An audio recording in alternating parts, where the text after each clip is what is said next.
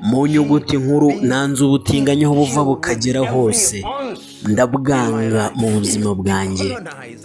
Tugomba kubohora imitekerereze yacu. Ntabwo ukeneye Emmanuel Macron, ntabwo ukeneye umuperezida uwo ari we wese ngo aze atwereke uko Afurika dukwiye kubaho mu mahoro yacu y'ubwigenge.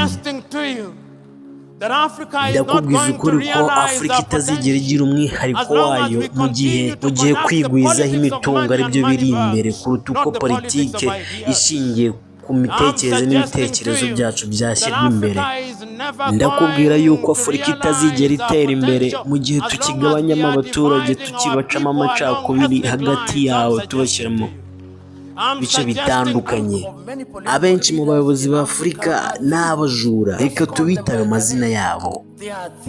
Ni abajura aho birebaho ubwabo ku giti cyabo kandi ntibaba bashishikajwe no kureba inyungu z'igihugu. Kandi ikibabaje dukomeza kubatora. Ubaye ari ubwa mbere wumvisha uno mugabo cyangwa se utamuzi, waba udatuye kuri ino si ya rurema, cyane cyane muri ino Afurika tubamo.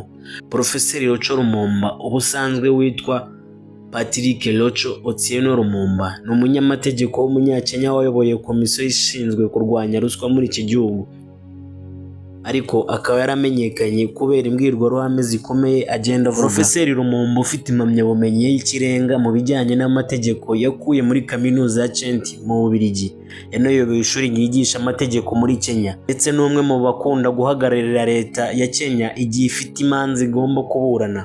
Uyu mugabo afite imyaka 55. Uyu mugabo Profeseri Lumumba akunda ndetse agafata nk'icyitegererezo Patrice Lumumba waharaniye ubwigenge bwa Repubulika Iharanira Demokarasi ya Kongo, ndetse na Thomas Sankara wa Burkina Faso. Izina Profeseri Lumumba ryamenyekanye cyane cyane kubera imbwirwaruhame yagiye avuga mu bihe bitandukanye, aho yagiye akoresha amagambo akomeye cyane, akenshi agaruka ku mpamvu Afurika idatera imbere ndetse no kubitagenda neza muri Kenya.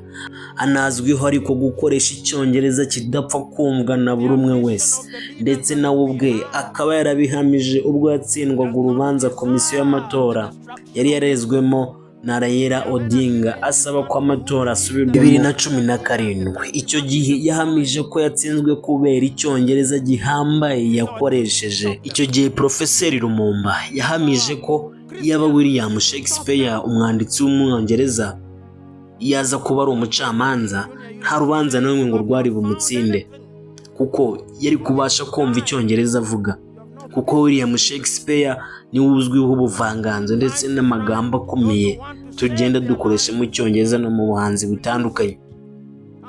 Twifashishije imbuga zitandukanye zirimo Goodreads, twagerageje kubakusanyiriza amwe mu magambo yagiye avugwa na Lumumba ku bintu bitandukanye, amagambo ndetse akomeye cyane aba yiganje kuko hitura abanyafurika, abaperezida ndetse n'abayobozi ndetse n'umuturage kuva hasi. Uyu mugabo mwita umupanafurika biri mu maraso ye.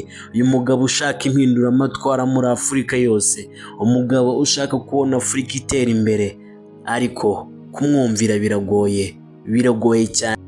Amwe mu magambo atazibagirana ni amagambo yateruye agira ati: ibyago bya Afurika ni uko abanyafurika barajwe inshinga no gutagatifuza ibisambo ndetse no kwangiza imitima y'abatagatifu bayo.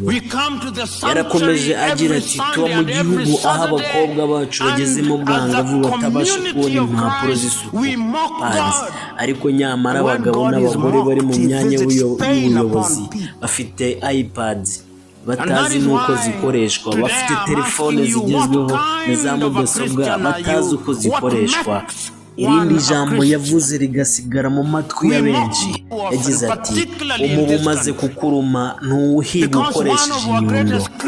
Nawe icyo ni ikizamini nkuhaye, nawe ubyumvireho.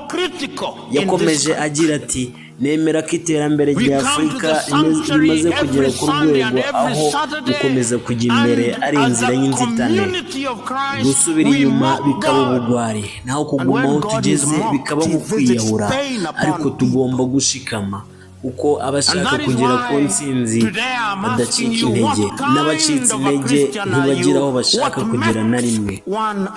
Umuntu ushaka impinduramatwara muri Afurika nk'umupanafurika Jahani yagize ati: iyo nitegereje Afurika nibaza ibibazo byinshi. Akenshi nibajije uko byagenda Dogiteri Kwame Nkrumah na Patrice Lumumba baramutse bazutse bakibonera ibiri kuba.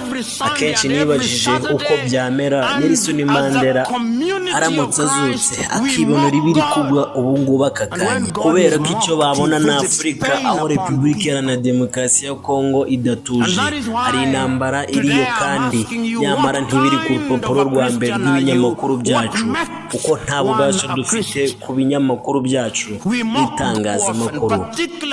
Irindi jambo yakomeje avuga yagize ati turi mu gihugu gikenye, atari uko izuba rirasira iburengerazuba rikarengera iburasirazuba, ahubwo ari uko twahisemo gusubira inyuma tugenda ku muvuduko uri hejuru nk'abayobye. Ibi tugomba kubihindura, dukura amaboko mu mifuka tugatangira guharanira iterambere ry'igihugu cyacu. Ijambo twasorezaho yavuze uno mugabo Porofeseri Lumumba, yaravuze ati kuba mu bihugu bikenye ni ibintu biri mu mitekerereze, kandi igihe cyose tutarahindura imyumvire nk'Abanyafurika niharamuka habayeho isi ya kane, iya gatanu ndetse n'iya gatandatu nayo tuzaba tuyirimo. Ayo ni amwe mu magambo atazigera yibagirana mu matwi y'Abanyafurika bamukurikiye ndetse bakimukunda n'ubu bamukurikira. Porofeseri Lumumba azwiho gukoresha ururimi rw'Icyongereza neza ndetse n'amagambo agerageza kwihimbira ubwe nk'ibyamenyekanye nka Magufurification. Ibi byaturutse kuri perezida wa Tanzania nyakwigendera John Pombe Magufuli, aho yavuze ati Magufurification. Iki nacyo cyaba ikiganiro kindi kuri ino jambo. Ni umugabo wifashishwa ahantu hose hatandukanye hari imbaga nyamwinshi, mu rusengero, mu mashuri ndetse no mu nama zikomeye cyane. Ndetse uyu mugabo abenshi bavuga yuko Afurika niramuka imubuze bazaba babuze umugabo ukomeye cyane, umugabo utagira uwatinya, umugabo uvugisha ukuri uko byakagenze kose, ukamwanga cyangwa ukamukunda. Natwe reka tugushimire wowe wateze amatwi kino kiganiro, ukaba hafi ukankurikira, ukumva guhera ku munota wa mbere kugeza ku wa nyuma. Ndagushimiye, njyewe kigutegure nkanakikugezaho ndi Kwizera Elise. Ndagushimiye.